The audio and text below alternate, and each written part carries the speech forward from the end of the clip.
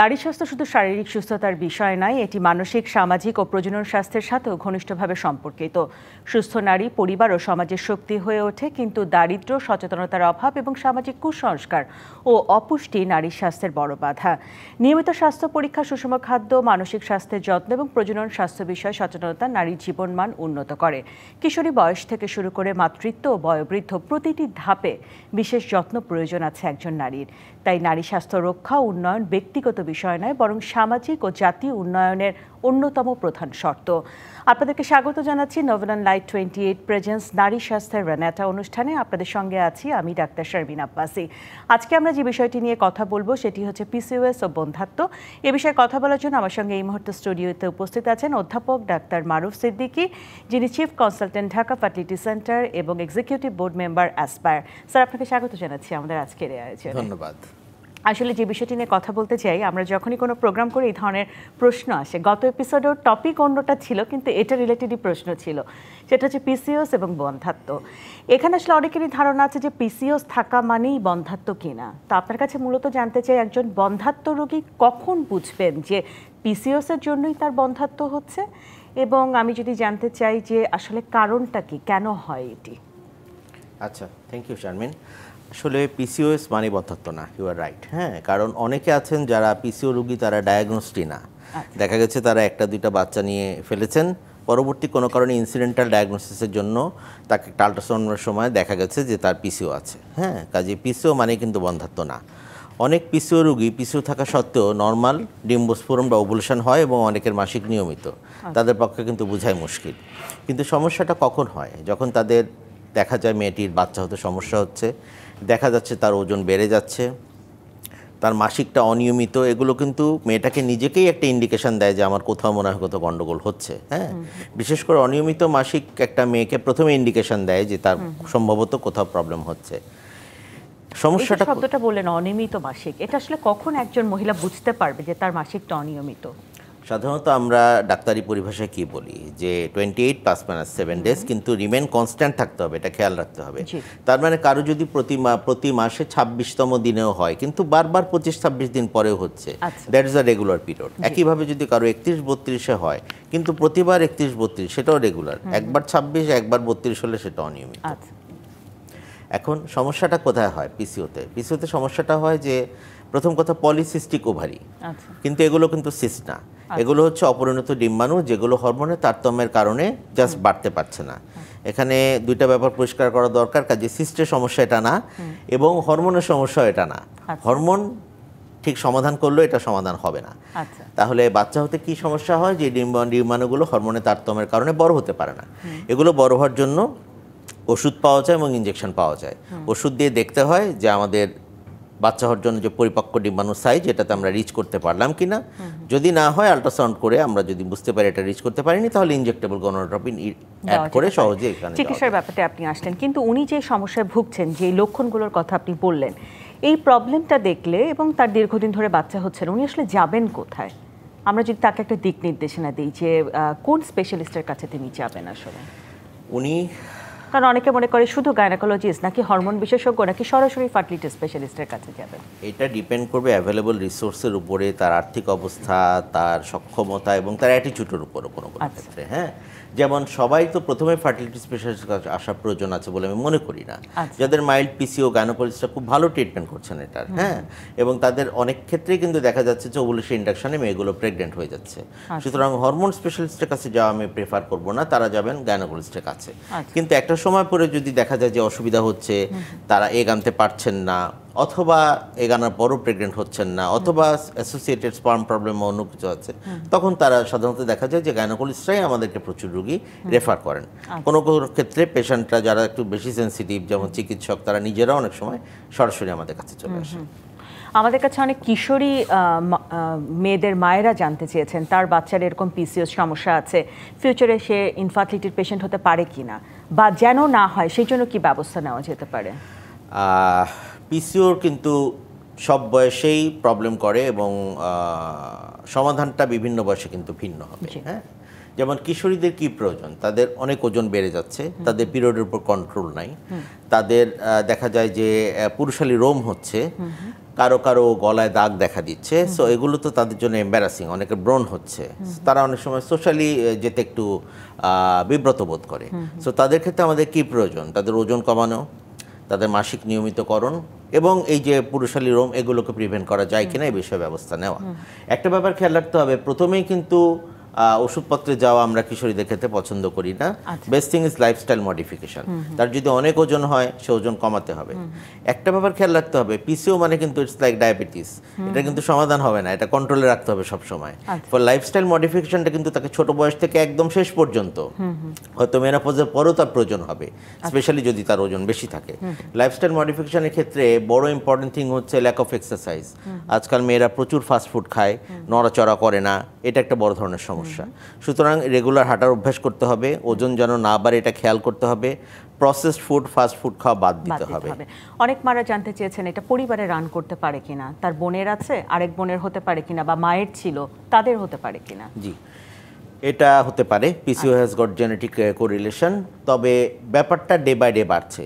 হয়তো দেখা গেলো মায়ের যখন, মা তো এখন অনেক বয়স হয়ে গেছে, তার কৈশোরে কিন্তু সে এত ফাস্টফুড খেত না, তার তো ওজন ছিল না, বাট তার মেয়েরা হয়েছে অন্য একটা পরিবেশে, তারা বড় হয়েছে, তারা এক্সারসাইজ করছে না, তারা অনেক ফাস্টফুড খাচ্ছে, এবং বোনদের একটা কোরিলেশন আছে। এবং এই ট্রান্সিন ফ্যামিলিজ, প্রচুর ফ্যামিলিতে আমরা দেখি যে একটি মেয়ে হয়তো সে আসছে, সে সৌভাগ্যবশত আমার কাছে বাচ্চা নিয়ে চলে গেছে, আবার তার বোনকেও নিয়ে আসছে, she has got the same problem. আমি আরেকটা জায়গায় যেতে চাই, আপনি বলেছেন দিনকে দিন বাড়ছে, এবং আমি জানি যে বাংলাদেশ ফার্টিলিটি সোসাইটির আপনি খুবই একজন অ্যাক্টিভ, আসলে আমি এটাকে বলবো ওয়ার্কার বা কর্মী। সেই জায়গা থেকে আমি যদি একটু বার্ডেনের জায়গাটাই জানতে চাই, যে আপনারা যে রোগী দেখেন প্রতিদিন, পিসিও এবং ইনফার্টিলিটির এই বার্ডেনটা কেমন হতে পারে আমাদের দেশে? হিউজ। আমার মনে হয় আমার প্রতি 10 জনে যদি আমি বলি 5 জন 6 জন, মোর দ্যান হাফ। হ্যাঁ, কারণ ব্যাপারটা হচ্ছে কি, যে আমার তো মনে হয় এটা শুধু আমার ক্ষেত্রে না, এটা আমরা সবাই এগ্রি করি যে আমরা প্রতিদিন যে পরিমাণ রোগী দেখছি তার 50-60 ভাগই কিন্তু পিসিওর পেশেন্ট। এবং পিসিওর পেশেন্ট পেলে কিন্তু আমরা মন খারাপ করি না, কারণ পিসিওর খুব ভালো ট্রিটমেন্ট আছে, এবং পিসিওর পেশেন্টে ইনফার্টিলিটি রোগীদের সাকসেস রেট সবচেয়ে ভালো, তারা হিউজ পরিমাণ রোগী বাচ্চা নিয়ে যেতে পারে। যে পিসিওর পেশেন্ট পেলে আমরা সবসময় খুশি। কিন্তু আমরা দেখেছি হতাশার জায়গাটা রোগীদের মধ্যে একটু বেশি, দিনকে দিন চিকিৎসা নিচ্ছে, অনেকে আমাদের কাছে কিছু ওষুধের নাম উল্লেখ করেছেন, লেট্রোজোল জাতীয় ওষুধ মাসের পর মাস খেয়েছেন প্রায় 1 বছর, তারপরেও তার ওভুলেশন হয়নি, গোনাডোট্রপিন নিয়েছেন, তারপরেও তিনি প্রেগনেন্ট হতে পারেননি। একটু যদি স্টেপ ওয়াইজ ট্রিটমেন্টের কথাটা বলেন, যে আসলে কোন সময় কোন চিকিৎসা দরকার? ইনফার্টাইল রোগীদের জন্য আসলে প্রথম স্টেপ হবে লাইফস্টাইল মডিফিকেশন। যদি তার ওজন অনেক বেশি থাকে, তাকে ওজন কমিয়ে আনতে হবে, হ্যাঁ, কোনো চিকিৎসা শুরু করার আগে। এবং একই সাথে কিছু অ্যাড অনস বা কিছু ওষুধপত্র পাওয়া যায়, যেমন মেটফর্মিন হতে পারে, মায়োনিসিটল, এগুলো রোগী ভেদে দেওয়া যেতে পারে। এগুলো 2-3 মাস ট্রিটমেন্ট করার পরে তারপরে চিকিৎসা শুরু করলে অনেক ক্ষেত্রে আশানুরূপ ফল পাওয়া যায়। এক্ষেত্রে যে সমস্যাটা হচ্ছে, ইয়েস, অনেকে ফ্রাস্ট্রেটেড। ফ্রাস্ট্রেশনের কারণটা কি খেয়াল করতে হবে। তার বেশিরভাগ সময় কিন্তু অ্যানোভুলেশন হচ্ছে, তার মানে সে হয়তো ভাবছে আমি তো 7-8 বছর ধরে চেষ্টা করছি, আমার কেন বাচ্চা হচ্ছে না। কিন্তু হয়তো দেখা যাবে 7-8 বছরের মধ্যে তার ওভুলেশন হয়েছে 1 বা 2 বার। যখন আমরা ওষুধ দিয়ে ওভুলেশন করানো শুরু করি, না হলে ইনজেক্টেবল গোনাডোট্রপিন অ্যাড করি, আমরা আল্ট্রাসাউন্ড করে দেখে নিচ্ছি এবং হয়তো প্রজেস্টেরন করে দেখে নিচ্ছি যে এবার ওভুলেশন হয়েছে। 1-2 বার করার পরে কিন্তু অনেক রোগী একটু অধৈর্য হয়ে যায়, এখন তো হচ্ছে, তাহলে আমি কেন হচ্ছি না। ব্যাপারটা আমি এভাবে বলি যে তোমার 7-8 বছর হলেও তুমি ধরে নাও গত 2 মাসে তোমার ওভুলেশন হয়েছে। ইটস জাস্ট লাইক একটা নর্মাল পেশেন্ট যার বিয়ের পরে মাত্র 2 মাস গিয়েছে, তাই না? ফলে বিয়ের পরে অনেকেরই তো বাচ্চা হতে, যাদের সব কিছু ভালো আছে, একটা নর্মাল প্রেগনেন্সি দেখা যায় না 1.5 বছর 2 বছর লেগে যাচ্ছে। তো সব কিছু ভালো ছিল দেখেই তো প্রেগনেন্সিটা হলো, তাহলে প্রথম 2 বছরে কেন হলো না? ফলে সব কিছু ভালো থাকলেও ইট টেক্স টাইম এবং ধৈর্য রাখতে হবে। সেখানে একটু রোগীরা জানতে চান যে এই ধৈর্যটা আসলে কতদিনের, 6 মাস, 1 বছর, 3 মাস, ম্যাক্সিমাম পিসিও রোগী ওভুলেশন এবং প্রেগনেন্সির ঘটনাটা ঠিক কতদিন পরে ঘটে? পেশেন্ট ভ্যারি করতে পারে, বাট অন অ্যান এভারেজ বলাও মুশকিল, কারণ পেশেন্টের এজটা কিন্তু ওয়াইড ভ্যারাইটি। ইভেন ওভুলেশন ইন্ডাকশনটা ওয়াইড ভ্যারাইটি। হ্যাঁ, কেউ কেউ আসছে মাত্র 20-25 বছর বয়সে, আবার কেউ কেউ আসছে 30-32 বছর বয়সে। কারো ওজন 60 কেজি, কারো ওজন 120 কেজি। হ্যাঁ, এবং কাউকে দেখা যাচ্ছে সিম্পল লেট্রোজল দিলে ওভুলেশন ইন্ডাকশন হচ্ছে, কাউকে ওভুলেশন ইন্ডাকশন দেওয়ার জন্য আমাকে গোনাডোট্রপিন প্রতি মাসে 20,000-25,000 টাকা খরচ করতে হচ্ছে। ফলে এটা ডিফিকাল্ট বোঝানো। যাদের ওষুধ কম লাগে, যারা ওজন কমাতে পারে, তাদের মধ্যে অনেকেই কিন্তু ওভুলেশন ইন্ডাকশনে দ্রুত প্রেগনেন্ট হয়ে যায়, না হলে তাদেরকে হয়তো টিউব দেখা লাগে বা পরবর্তীকালে আইইউআই যাওয়া লাগে। সমস্যাটা হচ্ছে যারা সিভিয়ার পিসিও যাদের এমএইচটা অনেক বেশি এবং একটা ডিম আনতেই আমাকে অনেক খরচ করতে হচ্ছে, তাদের ক্ষেত্রে কিন্তু ধৈর্য শুধু রোগীর পক্ষ থেকে না, আমার পক্ষ থেকেও মুশকিল। কারণ একটা সাইকেলে ওর যদি অনেক খরচ হয়ে যায় তাহলে এটা থেকে কনভিন্স করা মুশকিল যে একটা মাত্র চান্সের জন্য আমাকে এত খরচ করতে হচ্ছে। জি, আমরা আবার আসবো। দর্শক, নোবেল অন লাইভ 28 প্রেজেন্ট নারী স্বাস্থ্যের রেনেটায় আপনারা দেখছেন পিসিওএস এবং বন্ধ্যাত্ব নিয়ে কথা হচ্ছিল বাংলাদেশের স্বনামধন্য ফার্টিলিটি স্পেশালিস্ট অধ্যাপক ডাক্তার মারুফ সিদ্দিকীর সঙ্গে। একটা বিরতিতে যাচ্ছি, আমাদের সঙ্গেই থাকুন। আবারও স্বাগত ডিবিসি নিউজের সাপ্তাহিক আয়োজন স্বাস্থ্য বিষয়ক অনুষ্ঠান নোবেল অন লাইভ 28 প্রেজেন্ট নারী স্বাস্থ্যের রেনেটা। আজকে আমরা কথা বলছি পিসিওএস ও বন্ধ্যাত্ব, কারণ সেপ্টেম্বর পিসি অ্যাওয়ারনেস মান্থ। স্টুডিওতে আমার সঙ্গে আছেন বাংলাদেশের অত্যন্ত স্বনামধন্য একজন ফার্টিলিটি স্পেশালিস্ট, ঢাকা ফার্টিলিটি সেন্টারের চিফ কনসালটেন্ট অধ্যাপক ডাক্তার মারুফ সিদ্দিকী। স্যার, বিরতিতে যাওয়ার আগে আমরা কথা বলছিলাম ট্রিটমেন্টের বিভিন্ন পার্ট নিয়ে। পিসিওএস আছে এরকম অনেকে বলেন টিউব পরীক্ষার কথা, অনেকে বলেছেন তাদের কাউকে কাউকে হিস্টোসালফিঙ্গোগ্রাফি বা সিস এগুলো পরীক্ষা করতে বলা হয়েছে। টিউব পরীক্ষা কতটুকু জরুরি? টিউব পরীক্ষাটা প্রথমেই করতে হবে ব্যাপারটা এরকম না। যাদেরকে প্রথমে আমরা সাধারণত ওভুলেশন ইন্ডাকশন দিয়ে শুরু করি, তবে ওভুলেশন ইন্ডাকশন দেওয়ার আগে বেসিক একটা থাইরয়েড হরমোন, একটা ব্লাড সুগার প্রোফাইল এবং সবচেয়ে ইম্পর্টেন্ট হাজব্যান্ডের সিমেন অ্যানালিসিস কিন্তু অবশ্যই করে নিতে হবে। এটা অনেকেই ভুল করে থাকেন, দেখা যাচ্ছে ওভুলেশন ইন্ডাকশন দিয়ে দিচ্ছেন, হাজব্যান্ডের সিমেনের খবর নাই এবং 6 মাস 1 বছর পরে করে দেখা গেল যে সেখানে সমস্যা আছে। কিছুদিন ইন্ডাকশন পাওয়ার পরে এগ আসার পরও যদি দেখা যায় যে মেয়েটি প্রেগন্যান্সি হচ্ছে না, তখন টিউব টেস্টের ব্যাপার আছে। আচ্ছা। আবার অনেকে যদি দেখা যায়, আমি মনে করি যে অনেক ইনজেকশন তাকে দিতে হবে, আমাকে অনেক খরচ করতে হবে, 10 বছর ধরে বাচ্চা হচ্ছে না, অনেক ক্ষেত্রে আগেই টিউব টেস্ট করে নেওয়া যেতে পারে। আচ্ছা। পদ্ধতিগুলো হতে পারে স্যালাইন ইনফিউশন সোনোগ্রাফি, হতে পারে হিস্টোসালফিঙ্গোগ্রাফি, হতে পারে ল্যাপারোস্কোপি। এখন আমরা কোনটা কখন করব? স্যালাইন ইনফিউশন সোনোগ্রাফি একটা খুব বেসিক পরীক্ষা, বেড সাইডে করা যায়। আমার খুব একটা পছন্দের পরীক্ষা না, কারণ আমি মনে করি যে খুব রিলায়েবল না। অনেক সময় একটা বা দুইটা টিউব, একটা টিউব খোলা থাকলেই আসতে পারে, ফলে বোঝা যায় না কোন টিউবটা খোলা। হিস্টোসালফিঙ্গোগ্রাফি রিলেটিভলি বেটার প্রসিডিওর, কিন্তু মাঝে মাঝে একটু ব্যথা পাওয়া যায়। সবচেয়ে বেস্ট প্রসিডিওর অবভিয়াসলি ল্যাপারোস্কোপি, কিন্তু ল্যাপারোস্কোপি আবার কিছু ঝামেলা আছে, অ্যানেস্থেসিয়া দিতে হয়, তুলনামূলকভাবে ব্যয়বহুল, এবং পিসিও রোগীদের অনেক ক্ষেত্রে টিউব ভালোই থাকে। ফলে ল্যাপারোস্কোপি আমরা তখনই করতে পারি যদি আমি মনে করি যে সাথে অ্যাসোসিয়েটেড কোনো পিআইডি বা অন্য কিছু আছে, পূর্বে অপারেশন হিস্ট্রি আছে, অথবা ওভারিগুলো এতই বড় যে আমার এমএইচ এত বেশি আমাকে ড্রিল করার প্রয়োজন হতে পারে, অনলি দেন ল্যাপারোস্কোপি করা যেতে পারে। আচ্ছা, সেক্ষেত্রে অনেকে বলছে ল্যাপারোস্কোপি করে ওভারিয়ান ড্রিলিং এটি হেল্পফুল কিনা কোনোভাবে? কোনো ক্ষেত্রে হেল্পফুল, কিন্তু খেয়াল রাখতে হবে এখন কিন্তু আগের রেজিম চেঞ্জ হয়ে গেছে। ল্যাপারোস্কোপি মানেই ওভারিয়ান ড্রিলিং করতে হবে, ব্যাপারটা এরকম না। বিশেষ করে আপনাকে সতর্ক থাকতে হবে। একটা 32-35 বছরের রোগী যার এমএইচ অলরেডি 3-4 নেমে এসেছে, তাকে ড্রিলিং করলে সে 1 নেমে যাবে, ফলে তার ক্ষেত্রে ড্রিল করা যাবে না। সুতরাং ডিউরিং ল্যাপারোস্কোপি শুধু এমএইচে দেখতে হবে না, দেখতে হবে ওভারিয়ান ভলিউম কীরকম, এটার সাথে তার এজ কোরিলেট করে সিদ্ধান্ত নিতে হবে আমি ল্যাপারোস্কোপিতে ওভারিয়ান ড্রিলিং করবো কি করবো না। অনেকে জানতে চেয়েছেন যে তাদের ফলিকল আসছে কিন্তু তাদের জরায়ুটা সেভাবে মোটা হচ্ছে না, এন্ডোমেট্রিয়াল থিকনেস 4-এর উপরে তোলা যায় না, এক্ষেত্রে কি করা যেতে পারে? বা বিভিন্ন পদ্ধতির কথা আমরা শুনি, পিআরপি থেরাপি বা বিভিন্ন কিছু, এগুলো আসলে ব্যবহার করা যেতে পারে কিনা? যেতে পারে, যদিও এগুলো এখন এক্সপেরিমেন্টাল স্টেজ, এগুলো তো অনেক অ্যাডভান্সড, ফলে সব রোগী তো করা যাচ্ছে না। তাহলে মূলত সাধারণত পিসিওতে এন্ডোমেট্রিয়ামের সমস্যা হয় না, কারণ পিসিওতে সবসময় এন্ডোমেট্রিয়াম ভালো থাকে, ইভেন এগ না আসলেও ভালো থাকে, কারণ অনেকগুলো ফলিকল থেকে ছোট ছোট স্ট্যাডিওল আসছে। তবে আমরা এরপরে যদি দেখি যে থিন এন্ডোমেট্রিয়াম হচ্ছে, তাহলে আমরা কি করতে পারি?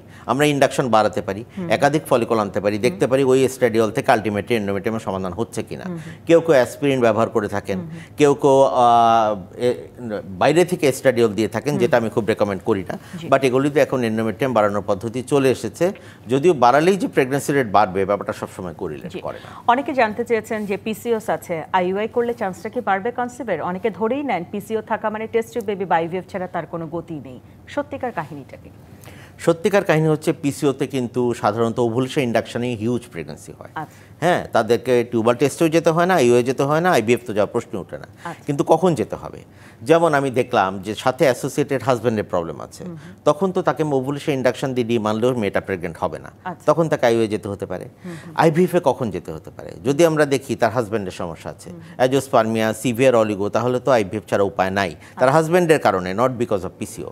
আর কখন যেতে হতে পারে? আমরা দেখলাম যে তাকে ওভুলেশন ইন্ডাকশন দিচ্ছি, মেয়েটা প্রেগনেন্ট হচ্ছে না, তাকে আমরা ল্যাপারোস্কোপি করেছি, আইইউআই করেছি, সব কিছুর পরও কিন্তু সে প্রেগনেন্ট হচ্ছে না, তখন লাস্ট রেসর্ট হিসাবে তাকে তো আইভিএফে যেতে হতেই পারে। সেটা কত শতাংশ রোগীর লাগতে পারে? খুব বেশি শতাংশ না, আমার মনে হয় খুব কম শতাংশ। তবে আইভিএফে যাওয়ারও কিন্তু কিছু সুবিধা অসুবিধা আছে। হ্যাঁ, যেমন এখন অনেক পেশেন্টেরই লো এমএইচ, তাদের অনেক পর্যাপ্ত ডিম পাওয়া যায় না, পিসিওসি সমস্যা থেকে মুক্ত, আমরা সাধারণত অনেক ডিম পাই, কিন্তু পিসিওতে আবার অন্য ভেজাল, ওভারিয়ান হাইপারস্টিমুলেশন হয়ে যায়, দেখা যায় যে আমরা এনাফ এগ ম্যাচিউর করতে পারছি না, আরেকটা প্রবলেম দেখা যায় যে এগ অনেক আসলে ওগুলো কোয়ালিটি ভালো থাকে না, ফলে দেখা গেল আমি এগ ওভাম পিকআপে পেয়েছি 20টা, কিন্তু এমব্রায়ো তৈরি হয়েছে 3টা বা 4টা বা 5টা। সেক্ষেত্রে ফ্রিজিং এর কোনো অপশন আছে কি? ডেফিনেটলি, কারণ এখন আমরা ওভার অ্যান্ড হাইপার স্টিমুলেশনটাকে অ্যাভয়েড করার জন্য কি করছি, আমরা ট্রিগারটাকে চেঞ্জ করেছি, অ্যাগনিস্টে নিয়ে এসেছি, তাতে ঝুঁকি কমছে এবং আমরা প্রায় ফ্রেশ সাইকেলে পিসিও বলতে গেলে আমরা সারা ওয়ার্ল্ডে ট্রান্সফার করিই না, কারণ ওএইচএসএস এর মধ্যে সাধারণত মাইল্ড ওএইচএসএস বেশিরভাগ পিসিওর হয়ে থাকে। এখন তার মধ্যে আমরা যদি এমব্রায়ো ট্রান্সফার করি, আমরা এই ঝুঁকিটা বাড়িয়ে দিচ্ছি। ওএইচএসএস ওভারিয়ান হাইপার স্টিমুলেশন সিনড্রোম একটা ডেঞ্জারাস কন্ডিশন, ইভেন পেশেন্টকে আইসিইউতে নিতে হতে পারে। 10-15 বছর আগে আমাদের এমনও হয়েছে 2-4 জন রোগীও লুজ করতে হয়েছে, ফলে এটা ভয়াবহ। তবে এখন ফ্রিজল টেকনোলজিতে এই ঝুঁকিটা অনেকাংশে কমে এসেছে। একটা সুবিধা হচ্ছে অনেক বাচ্চা তৈরি করে রাখা গেলে, এমব্রোগুলো ফ্রোজ করে রাখা গেলে সে তার সুবিধা মতো ট্রান্সফার করতে পারবে। এখন 2টা দিল, আবার 3 মাস পরে দিল, যদি জমানো থাকে ইভেন এক বাচ্চা নেওয়ার পর 3 বছর পর আবার ওইটা দিয়ে সে সেকেন্ড বাচ্চার জন্য চেষ্টা করতে পারবে। সেক্ষেত্রে কি প্রেগন্যান্সির চান্স বাড়তে পারে কিনা? সাধারণত দেখা যায় যে ফ্রেশ সাইকেল থেকে ফ্রোজেন সাইকেলে প্রেগন্যান্সি রেট সারা বিশ্বে বেশি, সেক্ষেত্রে বাড়বে। আর আরেকটা সুবিধা হচ্ছে কি, খেয়াল রাখতে হবে যে এখানে অ্যাসোসিয়েটেড কন্ডিশনগুলো ডিপেন্ড করে। পিসিও সাথে আবার স্পার্ম প্রবলেম, কাজে কয়টা এমব্রায়ো পাবো আমরা কিন্তু জানি না। হ্যাঁ, কাজে ইট ডিপেন্ডস অন মেয়েটার বয়স কত, অ্যাভেলেবল ভালো এমব্রায়ো কয়টা পেলাম, কয়টা ফ্রিজ করতে পারলাম, ট্রান্সফার কত তাড়াতাড়ি করলাম, এটার উপর। যেমন ঢাকা ফার্টিলিটি সেন্টার, আমরা জানি যে এটা একটা অত্যাধুনিক আইভিএফ সেন্টার। এখানে আসলে কি কি সেবাগুলো আপনারা রেখেছেন? এই ধরনের রোগীরা যদি চায় তারা কেমন সেবা পেতে পারে, বা কি কি অপশন আছে সেখানে রোগীদের সহায়তা করার? সব ধরনের, হ্যাঁ, all types of fertility treatment available. শুধু ঢাকা ফার্টিলিটি না, আমার মনে হয় যে এখন ঢাকাতে বা বাংলাদেশে 20-25টা সেন্টার আছে যারা সবাই কিন্তু সব ধরনের সেবা দিয়ে আসছে। এখানে ovulation, induction, folliculometry, all blood test, tubal অ্যাসেসমেন্টের সব ধরনের পদ্ধতি, আইইউআই, আইভিএফ সবই কিন্তু অ্যাভেলেবল। ফলে আমার মনে হয় যে এখানে স্ট্রেংথ পেতে পারে। কিছু কিছু পেশেন্ট হয়তো আমাদের দেশ ছেড়ে অন্য জায়গায় এই ধরনের চিকিৎসাগুলো যখন প্রয়োজন হয়, যাওয়ার প্রয়োজন মনে করে, সেই জায়গায় একটু রোগীদের স্ট্রেংথ বাড়ানোর জন্য আমরা কি বলতে পারি? রোগীদের স্ট্রেংথ বাড়ানোর জন্য 2টা ব্যাপার। একটা হচ্ছে অনেকের ল্যাক অফ অ্যাওয়ারনেস, অনেকে জানেই না। হ্যাঁ, এবং অনেক পেশেন্ট আমার কাছে আসে, এসে বলেছে যে আমরা তো জানিই না এখানে এটা হয়। সুতরাং অ্যাওয়ারনেস বাড়ানো যেতে পারে যে বাংলাদেশে বহুদিন ধরে এই পদ্ধতিগুলো হচ্ছে।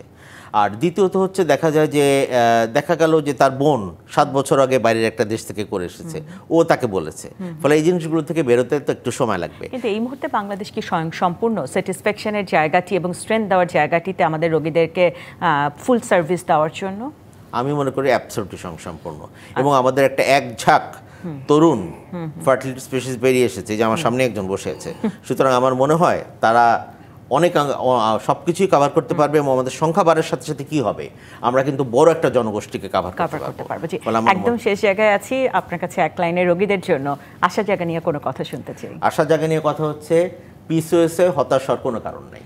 এটা এমন একটা জিনিস যেখানে ট্রিটমেন্ট করলে প্রচুর প্রেগন্যান্সি হয়। সুতরাং আমি হতাশ না, আপনারা হতাশ হবেন। অনেক ধন্যবাদ আপনাকে আমাদের সময় দেওয়ার জন্য। দর্শক, নবীন লাইভ 28 প্রেজেন্ট নারী স্বাস্থ্যের এনেটায় কথা ছিল বাংলাদেশের অত্যন্ত স্বনামধন্য একজন ফার্টিলিটি স্পেশালিস্ট অধ্যাপক মারুফ সিদ্দিকীর সঙ্গে। আগামী পর্বে আবারও দেখা হবে নতুন কোনো বিষয় নিয়ে, আমাদের সঙ্গেই থাকুন। ধন্যবাদ।